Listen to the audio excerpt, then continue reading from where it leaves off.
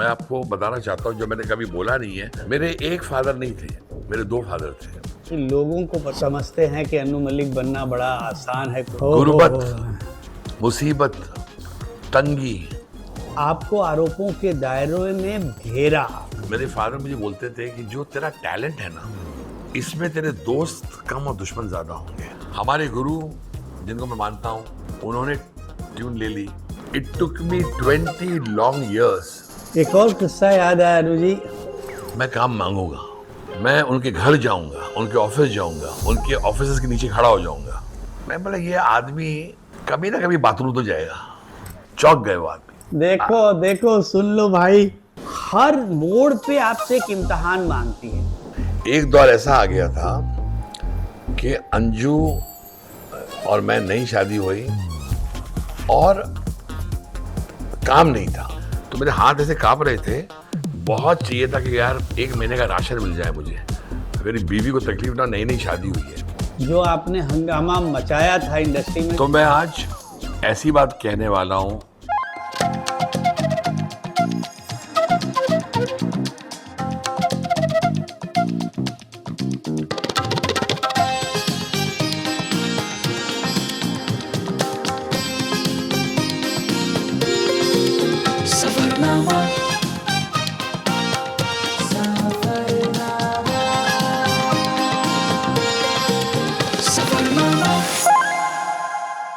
नमस्कार, मैं गीतकार समीर अंजान और मैं आपका बहुत बहुत स्वागत करता हूं अपने टॉक शो समीर का सफरनामा में। 1927 बहुत पुराना ईयर लग रहा होगा आपको। कपूरथला की जमीन पे एक बच्चा पैदा हुआ और उसमें कहीं ना कहीं म्यूजिक छुपा हुआ था और उसने उसको तराशा, गुरुओं से सीखा और फिर रुख किया मुंबई की तरफ। यहाँ आया और यहाँ की जद्दोजहद शुरू हुई। काफी साल संघर्ष करने के बाद भी उनको वो जगह नहीं मिली जिसकी उनको तलाश थी। बहुत दिनों भटकते रहे बेचारे। कुछ एक फिल्में की जिनमें एक जबरदस्त म्यूजिक उन्होंने दिया और उनको इंडस्ट्री में लोग सारंगा मैन के नाम से जानने लगे। और गाना आपको याद होगा, सारंगा तेरी याद में। इतना मशहूर गाना होने के बाद भी इंडस्ट्री ने उसको स्वीकार नहीं किया। कहीं ना कहीं वो उनकी खुददारियां, उनकी अच्छाइयां रही होंगी कि उनके घर में एक बच्चा पैदा हुआ, अनु मलिक। आज 48 साल, 49 साल का सफर तय करके हिंदुस्तान के महान संगीतकारों में, इतिहास में अपना नाम दर्ज करवाया। आज मैं उस अन्नू मलिक के साथ आपको रूबरू करवाने वाला हूं और ऐसी ऐसी बात करने वाला हूं क्योंकि हमारा अन्नू मलिक के साथ कई पीढ़ियों का रिश्ता है।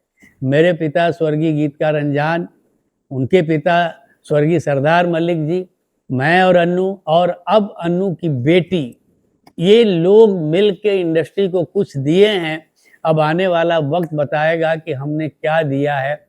मगर आज अन्नू मलिक का इंटरव्यू लेने के लिए, इस टॉक शो में उनको बुलाने के लिए मैं बहुत उत्सुक था और वो आज मेरे सामने हैं। अन्नू जी, आपका बहुत बहुत स्वागत। जहाँ तक मुझे याद है, डैडी सरदार मलिक ने बचपन में एक बार बहुत भावुक होकर कह दिया था, यू आर माई मोजार्ट। आपने लेटर ऑन वो प्रूव कर दिया कि पापा, वो बात जो आपने कही थी, बहुत वो सारी कहानियों पे भी आऊंगा जिस दर्दो गम से आप गुजरे हैं, और आपने कोई ऐसा कीर्तिमान फिर छोड़ा ही नहीं जो पिता का सपना था, जो उन्होंने किसी जमाने में देखा था और उसके लिए वो खुद बहुत डिजर्विंग थे।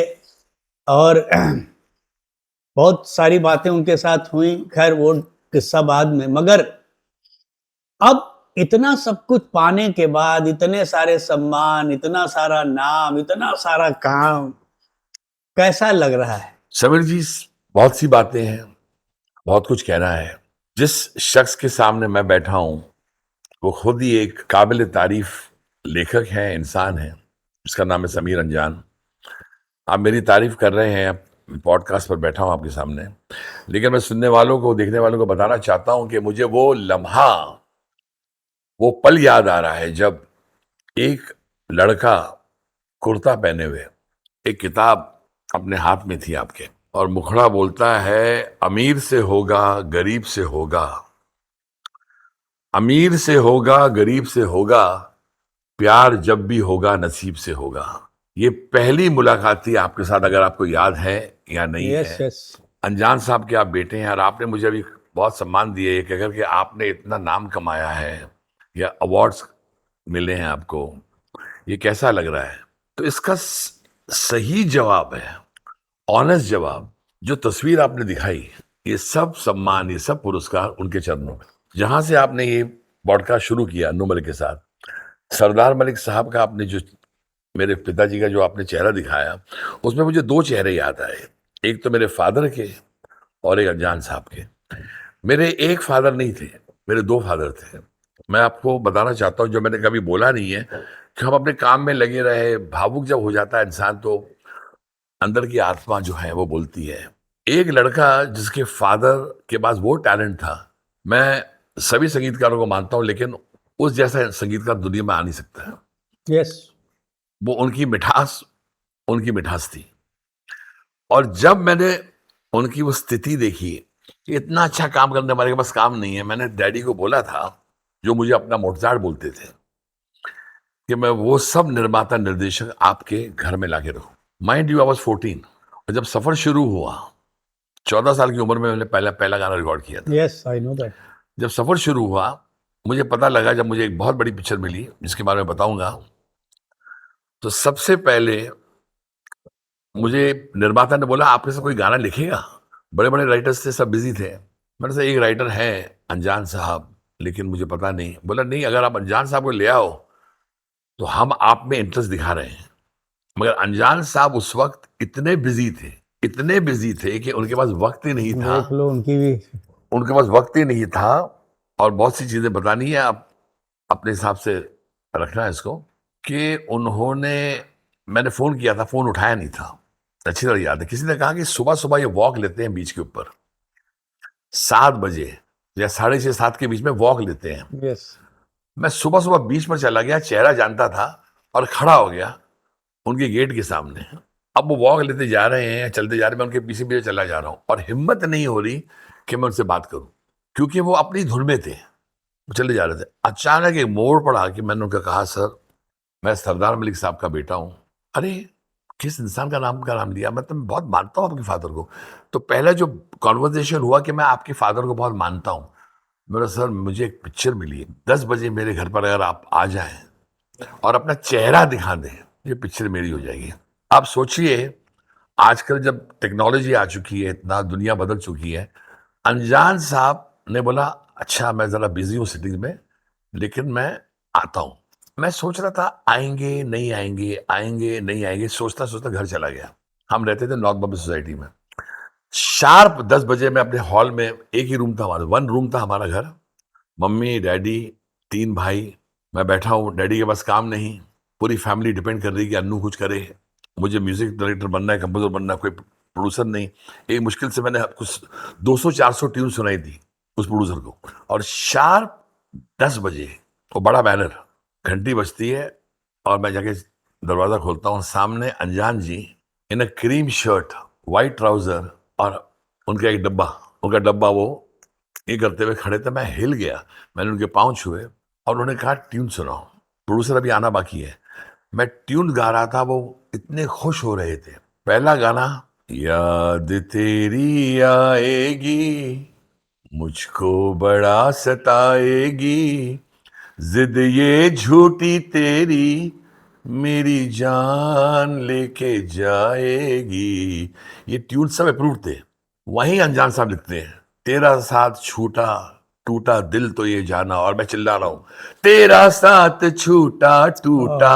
अब देखो बहर अनजान जी की, तेरा साथ छूटा टूटा दिल तो ये जाना।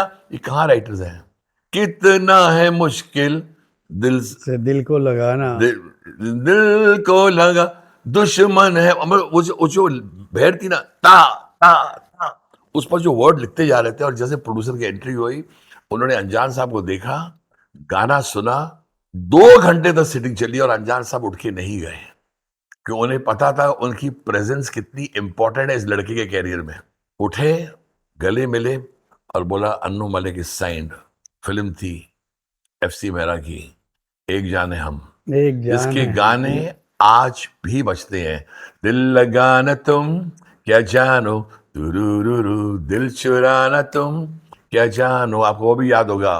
दिल चाहे आसमां पे लिख दूं नाम तेरा, होठों पे लिख दूं नाम, या फिर वो जो गाना था हर, मतलब उनकी जो राइटिंग थी, दिल दिल है कोई शीशा तो नहीं, और एक ठेस लगी और और टूट गया। टूट गया। राजीव मेहरा साहब की पहली पिक्चर लॉन्चिंग, और Annu Malik the composer and the market ने बोलना शुरू कर दिया, ये कौन है भाई? बोला सुना है सरदार मलिक का बेटा संगीत की दुनिया में आ रहा है। तो मैं आपके पिताजी को अपना पिता मानता हूँ। उसने अपना पिता का फर्ज जो आपके लिए निभाया, उन्होंने मेरे लिए भी निभाया। और बहुत सी कहानियां जो मैं यहाँ बोल नहीं सकता हूँ, जो वो काफी बोलते थे, कि कैसे डैडी के गाने भी उड़ा दिए, उनका मुखड़ा भी ले लिया, और डैडी और उनको घर पर बिठा दिया। सब कहानियां बोली, बोला बेटा जो तू कर रहा है करना, तो बहुत आगे जाएगा। और सबसे पहला गिफ्ट क्या दिया था उन्होंने मुझे, आओ चलो पूरनमल चलते हैं, और वहां मुझे उन्होंने छोले भटूरे खिलाए थे। ये वो थे इंसान। क्या बात है अनु जी, मुझे तो सारी कहानियां पता थी। और चलिए, जो हमारे दर्शक जिनको कुछ पता नहीं था, आज देखेंगे अनु मलिक के अनु मलिक बनने का प्रोसेस, कि ऐसे ही नहीं ये इतना बड़ा नाम हुआ है, उसके पीछे बहुत सारी तकलीफें हैं, बहुत सारी कहानियां हैं, बहुत सारी बातें हैं। अब मैं आपको ले चलता हूं कपूरथला, पिताजी का जन्म स्थान। और वो एक आदमी जो वहाँ एक नृत्य उदय शंकर जी से उन्होंने सीखा, और उसके बाद वहाँ के उनके उस्ताद अलाउद्दीन खान साहब से उन्होंने संगीत भी सीखा। उसके बाद वो मुंबई आए और सारंगा मैन के नाम से मशहूर हुए। वो बचपन की कुछ बातें, कुछ यादें डैडी बताते थे आप। तो मैं आज ऐसी बात कहने वाला हूं, क्योंकि समीर जी, आप सिर्फ मेरे लिरिक राइटर नहीं रहे, मेरे हमसफर रहे हो, मेरे दोस्त रहे हो, और मेरे हर उतार चढ़ाव, अच्छे बुरे वक्त के अंदर आपने मेरा साथ भी दिया और साथ खड़े रहे हैं। सारंगा मैन बोलते हैं उनको, लेकिन किसी को पता है ये कि मैं सिर्फ 4 साल का, अब तो नहीं, 4 साढ़े 4 साल का था। गर्मी का मौसम, मम्मी कहती है मई का महीना था। अन्नू मलिक अपने पिता सरदार मलिक की गोद में बैठा हुआ, और सामने बैठे हुए थे मुकेश जी। और डैडी कहते हैं तू मेरा साथ नहीं छोड़ता था, मैं बाजे पर जब सिखा रहा था तू वहीं बैठा हुआ था, और सब डैडी ने मुझे बताया है, और वहीं बैठकर तू ये गाना सुन रहा था। तो मतलब मैं ये कहना चाहता हूँ कि मेरे कान में सुर जो डूबे हैं, वो सुर वहां से आए हैं। मिठास जिसे कहते हैं, मीठे नोट्स। एक 4 साल का बच्चा सिर्फ सुर सुन रहा है। और मुझे याद है, एक धवन साहब, प्रेम धवन जी के भाई थे वो, धवन जी, वो तबला बजाते थे, वो बैठे हुए थे। मुझे इतना याद है कि तबले का साउंड है, डैडी बाजा पर, और सामने मुकेश जी ने अपनी शर्ट उतार दी थी, क्योंकि हमारे पास ना उस वक्त AC था, ना फोन था, ना फैन था। तो एक टेबल फैन मंगाया गया। मुकेश जी को बहुत गर्मी लग रही थी, बात है। और मुकेश जी वहां बैठे हुए, ये वो माहौल है यूनिटी कंपाउंड का। ये वो जो तस्वीर आप देख रहे हो, वो मेरी पहली रिकॉर्डिंग पर डैडी मेरा साथ देने आए थे। तो डैडी ने जैकेट भी वही पहना हुआ है, कि मैं बोला डैडी वही जैकेट पहनो जो मैं पहन रहा हूँ। तो 2 जैकेट मैंने मंगाए थे। मुझे तो पहले झटके में लगा कि अमिताभ बच्चन खड़े हैं, क्या गुड लुकिंग अरे आदमी। क्या बात है। वाओ। और वो मेरे छोटे भाई अबू जी, और मैं ये राइट पर मैं हूँ, और पकड़ के रहता था डैडी को। तो ये गाना सुना रहे थे सारंगा तेरी याद में, और कम से कम 8-9 घंटे लगे। और ओह, मम्मी कहती तू साथ नहीं छोड़ता था, और वहीं बैठे थे कि मैं ऐसा गाना गवाऊंगा मुकेश जी आपसे, और जो मुकेश जी ने फिर गाया है वो गाने के तो आपको याद ही होंगे। अरे सारंगा तेरी याद में नैन हुए बेचैन। ओह भरत व्यास जी। ओ मधुरु तुम्हारे मिलन बिना दिन कटते नहीं रैन। मेरे सामने इस गाने की रिहर्सल हुई है। ओ सारंगा तेरी याद में, इस नोट पर कितने और गाने आगे जाकर लोगों ने पकड़ा है। याद में अंतर कहाँ जा रहा है। वो अम्बुआ का झूलना, वो पीपल सी छाँव, घूंघट में जब चांद था मेहंदी लगी थी पाँव, आज उजड़ के रह गया, आज उजड़ के रह गया वो सपनों का गांव। ओ सारंगा तेरी याद में। इस दर्द में कितना दर्द है मेरे डैडी का। हो गुर्बत, हो मुसीबत, तंगी, मैं सब पी रहा था, मैं सब समझ रहा था, छोटी सी उम्र में समझ गया था। और जो मोटजार्ट की कहानी है मैं बताता हूँ, वो बहुत अपनी आंखों से बात करते थे डैडी, बहुत चाहते थे मुझे। मैं जो कुछ मैंने किया है सब उनके लिए किया है। आज भी मैं बताना चाहता हूँ, मेरे दोनों माता पिता दोनों चले गए, तो ये जो राइट हैंड है ना मेरा, ये मेरी माँ है, मैं समझता हूँ कि, और ये जो लेफ्ट हैंड है जिससे मैं बाजा बजाता हूँ, ये मेरे पिता हैं सरदार मलिक साहब, मेरे डैडी हैं, अभी भी यही हैं। तो मोटजार्ट क्यों कहा कि मैं स्कूल से आ रहा था, बोला मराठी पोइट्री सीखनी है। मराठी पोइट्री बहुत अच्छी पोइट्री थी मगर जहन में आ रही नहीं थी। ये रे पाउसा पाऊस झाला मोठा, तो मैं उसको आसान करने के लिए मैं कुछ गाने लग गया। मुझे याद नहीं कुछ। तो घर जब पहुंचा तो डैडी मुझे कहते हैं ये क्या तू गा रहा है, ये कौन सी तर्ज है ये? मैंने ऐसी गाई। तूने बनाई है? बोला हाँ मैं ऐसी गुनगुना रहा था, तो पोइट्री समझ आ रही थी। तो उन्होंने कुछ किताब ला के दी, बोला ये तो मैं शब्द देता हूँ, मेरे सामने बैठ। तूने बोलो पर बनाया? मैंने हाँ बोलो पर बनाया। अभी बना। उन्होंने कोई लिख के दिया, कोई बात नहीं। तो मैंने फिर गाना और बनाया और बनाया। तो कहने लगे ये तू मेरे सामने बना रहा है, तुझ पर सरस्वती माँ की कृपा है। और मुझे गले लगा के बोलते तू मेरा मोटजार्ट है। तो मोटजार्ट की कहानी वहां से बनी। क्या बात है अनु जी। जैसा मैंने तो अपनी आंखों से देखा है, आपसे पूछता इसलिए हूँ क्योंकि लोगों को पता चले जो बड़ी आसानी से समझते हैं कि अनु मलिक बनना बड़ा आसान है, कोई भी बन सकता है। मुझे याद है कि आप 6 साल के रहे होंगे, तो जैसा आपने कहा मैंने वो फ्लैट देखा है, उस फ्लैट में मैं गया हूँ। 1 बेडरूम हॉल का वो फ्लैट, नॉर्थ बॉम्बे। और लिटरली 6 लोग, तब तक शादी डैडी, मैं गया था तो मम्मी, भाभी 3 भी आ गई भाई। थी, हाँ, हाँ, आपकी वाइफ भी आ गई थी। और वो जुमला भी मुझे याद आज तक रहता है कि एक लंबा अरसा हमने दूधी की भाजी और रोटी से गुजारा है। वो तो वो जो ईश्वर ने वो जो दिन आपको दिखलाए, जो मुझे अभी लगता है वो इसलिए दिखलाए कि आपको अन्नू मलिक बनाना था। ये जो जज्बा है ना, ये सब मैंने आपसे बहुत कुछ सीखा है, क्योंकि एक आदमी जिसको मैं और इवन जावेद साहब बोलते हैं कि म्यूजिक डायरेक्टर नहीं जादूगर है, उसको आप केवल बोलो और वो आदमी शुरू हो जाता है। तो ये सब मेरे ख्याल से जो आपको दिया ईश्वर ने और जो मिला आपको, किसने आपको कितना इंस्पायर किया?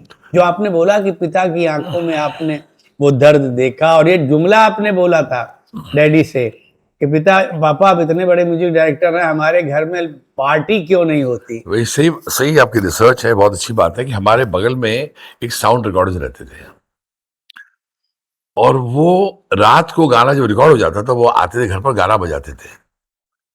और कभी कभी पार्टी होती थी, कोई प्रोड्यूसर आते थे, निर्माता आते थे, लोग आते मिलते थे। तो मेरी माँ के बारे में ज्यादा नहीं बोला जाता, वो बहुत चुप रहती थी।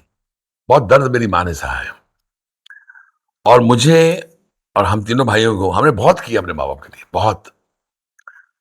लेकिन ऐसा लगता कि और करते तो अच्छा होता, और बहुत कुछ करते तो अच्छा होता, याद आते हैं बहुत।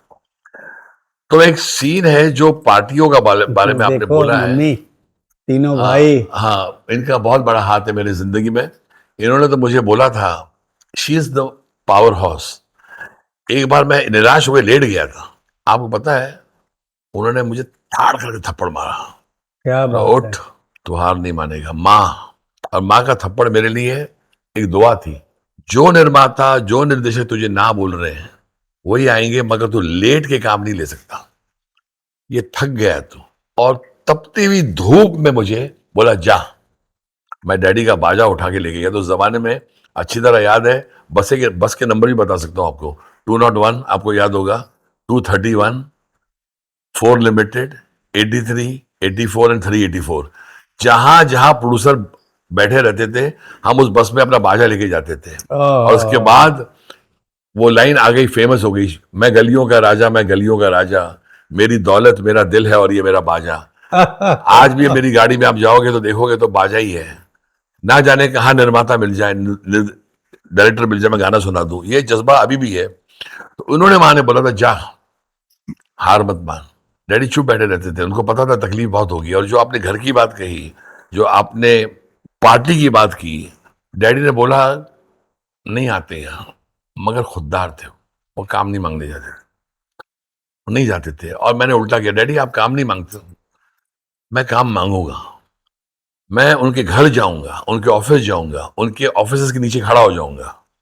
उस जमाने में Sameer ji, R.D. Burman, the top most composer, या उनको बहुत मानते हैं हम। कल्याण जी आनंद जी, रूलिंग। लक्ष्मीकांत प्यारेलाल जी, रूलिंग। उनके बीच में एक गाना भी रिकॉर्ड हो जाना बहुत बड़ी बात होती। ओ हो। और 3 स्टूडियो, महबूब स्टूडियो, फिल्म सेंटर स्टूडियो और फेमस स्टार स्टूडियो, सब बुक्ड। ना काम मिल रहा है, ना म्यूजिशियन मिल रहे हैं, ना सिंगर्स आपके पास है। उस जमाने में लता जी, रूलिंग, आशा जी, किशोर दा, उनके डेट्स मिलना मुश्किल। हम लोग घंटों खड़े रहते थे महबूब स्टूडियो के नीचे, अंदर एंट्री नहीं मिलती थी कि कोई प्रोड्यूसर आया और मैं सुनूं, सर मेरा गाना सुन लो, सर मेरा गाना सुन लो, सर मुझे सुन लो। यहाँ तक एक बड़ी फेमस लाइन है कि अन्नू मले ने एक पिक्चर ली थी बाथरूम में जाके। यस। ये सब किया क्योंकि कोई सुनने वाला नहीं, कोई देखने वाला नहीं, कोई पूछने वाला नहीं। तो पत्थर से पानी निकाला है अन्नू मलिक ने, बिकॉज मैं डैडी का गम नहीं देख सकता था, डैडी का दर्द नहीं देख सकता था। मैं सोच नहीं सकता था कि इतना बड़ा टैलेंटेड आदमी। और जब धीरे धीरे प्रोड्यूसर्स आने लगे, मामला है जब हिलने लगा, तो डैडी मुझे दूर से देखते थे, मुस्कुराते थे, और खाली मुस्कुराते थे, और उनकी मुस्कुराहट में सब कुछ था। मैं बोला, आप आज से काम नहीं करेंगे, ना बाहर जाएंगे, जो चाहिए आपको। एक बार मैंने उनको देख लिया था बस स्टॉप पर खड़े हुए, जब मेरा टाइम शुरू हो गया था। और डैडी बस स्टॉप पर क्यों है? गाड़ी मोड़ी, फोन किया, एक गाड़ी खरीदी, और डैडी आज से ड्राइवर और गाड़ी आपकी। क्या बात है। ये भी बहुत बड़ा काम नहीं था, लेकिन जिसके लिए मैं कर रहा था वो बस स्टॉप पर क्या कर रहा है। तो ये सब थी, जैसे हमारी कहानी आपकी कहानी है, ये बड़ी जंग रही है। दोनों यार अब कुर्सी पर बैठ के बातें कर रहे हैं एक दूसरे से, सिर्फ इतना फर्क है कि लोग कैमरे पर रिकॉर्ड कर रहे हैं, लेकिन ये हम बात कर चुके हैं। यस यस यस, कर चुके हैं और जी चुके हैं। जैसा मैं आपसे बोलता हूँ कि आपसे मेरी कहानी इतनी सिमिलर है। चलिए अब एक अगला सवाल पूछता हूँ कि चलिए, आपने तो डैडी को ढूंढा जब आपको उसकी ज़रूरत थी, और आप गए, उनसे आपने कहा जुहू बीच पे, और आपके घर आए। मेरे नसीब में और आपके नसीब में इतना ही फ़र्क था कि मुझे आपको ढूंढना ही नहीं पड़ा था, आप मेरे घर आए थे। और आपसे पिताजी ने कहा कि ये मेरा लड़का है और अनु ये भी लिखता है। और वो दिन भी मुझे याद है कि आपने मुझसे कहा कि कुछ लिखा है तो सुनाओ। मैं उस मुलाकात और उस गाने के बारे में, आपने उसके पहले ज़रा सा ज़िक्र किया था, और उस गाने को रिकॉर्ड करने में आपको क्या-क्या उलझनें हुई। मैं सुनने वालों को बताना चाहता हूं कि जैसे समीर जी ने कहा कि हम जिए हैं उस पल को, राजकुमार कोहली साहब थे, जी। आर के कॉटेज में पार्टी चल रही थी, राज साहब के कॉटेज में मैं वहां गया था। उस जमाने में, भगवान उनकी आत्मा को शांति दे, चिंपू हमारा दोस्त मुझे बुलाया करता था, बहुत कमाल का लड़का था, महान था।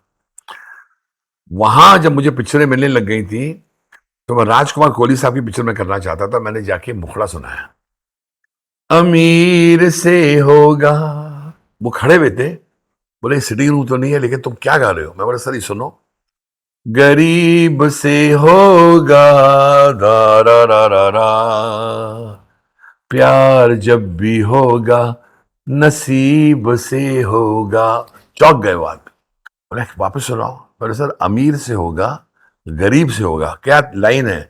प्यार जब भी होगा नसीब से होगा। बोला किसकी लाइन है? बोले नए राइटर की लाइन है। बोला ठीक है उससे लाइन ले लो आप। यस। मुझे कहा उन्होंने लाइन ले लो लेकिन लिखेंगे अनजान साहब। सर वो अनजान जी के ही बेटे हैं, ऐसा मत करो, देखिएगा तो समीर ही लिखेगा। मैं इससे बताना चाहता हूँ मेरा मेरा जो नेचर रहा है, मैं टैलेंट को डिस्कवर करता हूँ। इतनी लड़ाई लड़ी थी इस गाने के लिए, और जब उसका डिस्क, मेरी जिंदगी का पहला डिस्क अगर किसी बड़ा फिल्म का मिला huge rectangle long disc, silver disc. Silver disc, तो मैं वहां खड़ा था। उसके बाकी गाने इंदिवर जी ने लिखे थे। सारे लोगों को बुला बुला के डिस्क दिया, और मैं कोने में चुपचाप खड़ा था यार, मुझे बुला के दिया जाएगा कि नहीं दिया जाएगा। धर्म जी थे, बड़े बड़े एक्टर वहाँ, क्या लम्हा था। मगर आपने इशारा किया और बुलवाया मुझे और बोला कि समीर का डिस्क लेके आओ। मैंने चिल्लाया, यस। मैं बोला कि अगर ये डिस्क सबको दिया जा रहा है, जो गाना समीर जी ने, उसका डिस्क कहाँ है? तो हैरान हो गया। मैंने उनका नाम लिखो और बोलो कि समीर जी ने लिखा है गाना। तो मैं इसलिए कि मुझे उस वक्त पापा भी याद आ रहे थे। जब इंसान की तरक्की होती तो मुझे अनजान जी याद आ रहे थे जी जी कि जी। अनजान जी ने जो गले लगाया था उसी तरह मैंने आपको गले लगाया। And I was not wrong. जो काम आप कर चुके हैं इंडस्ट्री में, बहुत कम लोग कर पाएंगे। नहीं नहीं अनु जी, और उस काम में आप तमाम लोगों का इतना बड़ा कंट्रीब्यूशन है। आपको याद होगा गिनीज बुक वाले फंक्शन में मैंने बोला था कि ये सम्मान मेरा केवल इतना है, बाकी सारा हिस्सा आप तमाम लोगों का है। जैसे आपने भी कहा, तो तमाम सिंगर, वो तमाम सर ये राइटर। समीर जी, अगर ये आप सोचो, अगर ये निर्माता नहीं होते, हरमेश मल्होत्रा नहीं होता मेरी जिंदगी में, सलीम अख्तर नहीं होता, भगवान उनकी आत्मा को शांति दे, जी। FC मेहरा नहीं होते, उमेश मेहरा नहीं होता, राजीव मेहरा नहीं होता, मनमोहन देसाई साहब नहीं होते, उसी तरह किशोर दा, आशा जी, लता जी, रफी साहब ने मेरे गाने गाए, यस। वो नहीं होते मेरी जिंदगी में। तो मैं समझता हूं कि म्यूजिशियंस, लिरिक राइटर्स, उनमें से आप महान लिरिक राइटर, ये सब नहीं होते तो अन्नू मलिक आपके सामने बैठा नहीं होता। और वहां घर पर मेरी पत्नी अंजू मलिक, जिसने मुझे बहुत साथ दिया, आज भी दे रही है साथ, हर तूफान से लड़ी है वो औरत, हाँ, मैंने देखा है, आंखों पे हर देखा है। तूफान से। और उसने मुझे ऐसा बता दिया है, I have loved you for your talent, I love you for yourself, you are a great person and I am with you. ये शब्द से मैं आज आपके सामने बैठा हूं और काम कर रहा हूं। नो डाउट, बहुत बड़ी ताकत है आपकी। मैं तो मिला हूँ, सी लाइक अ गॉडेस, बहुत महान औरत। और हर आदमी के साथ उनका जो रिश्ता, इतने प्यार से हम लोग घर जाते हैं, जो भी उनका जो बिहेवियर है, कहीं से उनके चेहरे पे दिखता नहीं कि वो इतने बड़े कंपोजर की पत्नी हैं। वो आज भी वैसी हैं जैसे वो थी किसी जमाने में। जो मुझे भाभी माँ में नजर आता है। Yes, we are blessed, that's why we said कि वी आर ब्लेस्ड। अच्छा देखिए, जैसा आपने कहा कि ये बड़ा मशहूर था कि प्रोड्यूसर देखते रहते थे कि यार इस पार्टी में कहीं अन्नू न दिख जाए, नहीं अन्नू गाना सुना के पिक्चर ले लेगा। भाग जाए। और मैंने देखा है, मैंने अपनी आंखों से देखा है किस तरह से आप उन लोगों की घेरेबंदी करते थे, और जो फिल्म लगे कि ये इम्पॉसिबल टास्क है, ये तो अनु मलिक को नहीं मिलेगी, और वो लेके आते थे, चाहे वो मनमोहन देसाई हो, FC मेहरा हो, कि कोई भी हो। मनमोहन देसाई और उमेश मेहरा की बातें तो करनी पड़ेगी। Manmohan Desai was a unique man, yes, outstanding director. उनके बारे में क्या कहना, अमर अकबर एंथनी, नसीब कोली। और उस वक्त लक्ष्मीकांत प्यारेलाल का क्या म्यूजिक, लक्ष्मी जी प्यारे जी, मतलब जितना उनका मैं जैसे शंकर जयकिशन जी का भक्त हूँ, मैं लक्ष्मी प्यारे का भक्त हूँ, हम सभी हैं। अब इतना लाजवाब संगीत दे रहे हैं। और उस जमाने में एक डांस डायरेक्टर बहुत कमाल के फेमस थे, कमल मास्टर। तो मैं लोगों को बताना चाहता हूँ, कमल जी को मिलता था, मुझे पता था कमल जी इनका सब काम करते हैं। मैंने कुछ तर्जें उनको सुना दी थी, बोला मैं तुझे मिलाऊंगा काका से, राजेश खन्ना। मैं राजेश खन्ना जी को मिला और वहां उनको उनके रूम में गाने सुना। मुझे बोला यार कुछ तो है इसमें। तो ये सुनकर इन्होंने बोला मैं तुझे मनमोहन से मिलाता हूँ। रिहर्सल हॉल में जहां लकड़ी होती है, ना वहां तबला था, ना वह बाजा था, ना मेरे साथ कोई था। लकड़ी पर खड़ा होके मैं दन दन दन दन दन दन दन दन दन दन ऐसे गा रहा हूँ। और मनमोहन देसाई बोलते हैं, सब तू बना रहा है क्या? बोला हाँ, मैं सुनता हूँ तेरे को। तो इतने प्यारे थे वो, एक दिन गाड़ी में आए, उनकी एक बहुत बड़ी वैन थी उस जमाने में, आई नो। और नॉर्थ बॉम्बे में आए, और ऊपर प्यारी जी के फादर रहते थे, और मुझे बोल रहे हैं, बोला अब किसी को बोलना नहीं है कि मनमोहन जी तेरे घर को घर। मैं बोला मनमोहन जी आप इतनी बड़ी वैन में है, सारी दुनिया आपको देख रही है आप, और वहां लक्ष्मी जी का घर है। लेकिन घेरे की जो बात कर रहे हो, वो रियल, जो रियल अप्लाई करता है वो उमेश मेहरा पर। उमेश जी कर रहे थे फिल्म तेरी बाहों में, हम्म, बप्पी दा का म्यूजिक। बप्पी दा महान संगीतकार, उनको बहुत मैं मानता हूँ। तो बप्पी दा के गाने चल रहे थे, और बप्पी दा बड़े पॉजिटिव थे कि हमारे कोई जाना नहीं चाहिए डायरेक्टर। अब उसके भाई ने मुझे बोल दिया, राजीव मेहरा ने, कि तू बिल्कुल पिक्चर मत मांगना उमेश से, मैंने पिक्चर दे दी तुझे, एक जान है हम, पिक्चर का म्यूजिक भी चल गया, लेकिन नेक्स्ट पिक्चर उमेश मेहरा बना रहा है लक्ष्मीकांत प्यारेलाल के साथ, कंफर्म्ड है। मैं बोला पिक्चर का नाम तो बता दे। बोला सोनी मेवाल। एक कमाल का किस्सा है दोस्तों, सुनना। बोला, उसने बोला कि सोनी मेवाल बना रहे हैं। मैं बोला यार सोनी मेवाल, 20 साल का लड़का, 21 साल का लड़का, अंदर तूफान संगीत का, और लाइन बहुत अच्छी लगी, सोनी मेवाल, रोमांटिक फिल्म। हम लोग आज भी तरसते हैं कि कोई ऐसा रोमांटिक फिल्म मिले, यस यस यस। मिलता नहीं। हर दिन उमेश को फोन करें, साहब बिजी हैं, साहब बाथरूम में, साहब इधर गए हैं, साहब उधर गए हैं। जिस राजीव ने बोल दिया मुझे, बबलू ने, वो आज महबूब में रिकॉर्डिंग कर रहा है, और बोलना नहीं कि मैंने बोला है, नहीं तो मेरे पर भड़क जाएगा। मैं जैसे मिलने गया, बोला साहब बिजी है, अंदर रिकॉर्डिंग चल रही है, 6 घंटे तक चलेगी, वो आपको नहीं मिलेगा, आप घर जाइए। अरे यार प्लीज 5 मिनट मिला दो इस आदमी के साथ। मेरे जहन में मुखड़ा चल रहा था, मैं मुखड़ा आ गया था। तो मैं बोला ये आदमी इंसान है, कभी ना कभी बाथरूम तो जाएगा। देखो देखो, सुन लो भाई। सुन लो ये कहानी। मैं बाथरूम के सामने खड़ा हो गया। मैंने बोला कभी ना कभी तो आएगा, पानी पी रहा होगा, चाय पी रहा होगा, कभी एक बार बाथरूम तो आएगा ही आएगा। और 2.5 घंटे के बाद मैं खड़ा रहा वहां, एक्चुअली एब्सोल्युटली खड़ा हुआ, मतलब आप सोच रहे, मैं बोला अगर मेरी नजर हटी तो लफड़ा आके है। निकल न जाए वो बंदा। चले जाएगा, वो आदमी छोटा सा बाथरूम है, वो आएगा निकल जाएगा, फिर जाके रिकॉर्डिंग में बैठ जाएगा। और दूर से देखा उमेश मेहरा आ रहे हैं, वो चले गए बाथरूम में। जैसे बाथरूम में गए, मेरा लक भी अच्छा था, वहां कोई नहीं था सिवाय ये थे। सर, सर मैंने आपके भाई के लिए म्यूजिक, हाँ मैं जानता हूँ आपको। सर एक मुखड़ा है। अरे यार पागल हो गया तू, बहुत उस जमाने में गुस्सा, यहाँ कोई मुखड़ा को सुनाता है, प्लीज प्लीज प्लीज गो। मैं प्लीज सुन लो। अब बोल रहा तो बाहर जाओ। मैं वहीं शुरू हो गया, सोनी मेरी सोनी सोनी, और नहीं कोई होनी सोनी। वो सुनते रहते, रब से ज्यादा तेरा नाम लेता हूं। आगे मेरे पास शब्द नहीं थे, तो आगे मैं ऐसे गा रहा हूँ। उसने सुना, बोला प्लीज बाहर जाइए। मैं बोला साहब नाराज हो गए।